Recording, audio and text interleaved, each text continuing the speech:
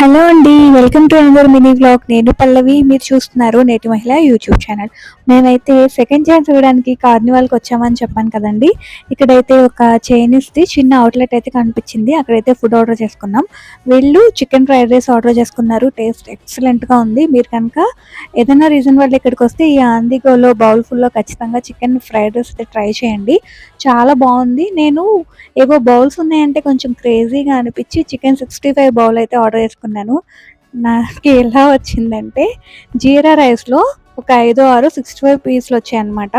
నాకు యూజువల్గా జీరా రైస్తో నాన్ వెజ్ తినడం ఇష్టం ఉండదు. నాకు తెలియలేదు, నేను ఏదైనా బురిటో లాంటి రైస్ వస్తుందేమోనని ఆర్డర్ పెట్టుకున్నాను. బట్ ఇలా వచ్చింది. మీకు ఇష్టం ఉంటే ట్రై చేయొచ్చు. శ్రీకర్ అయితే చికెన్ 65 తీసుకున్నాడు. మొత్తం అంతా మిర్చియే ఉంది.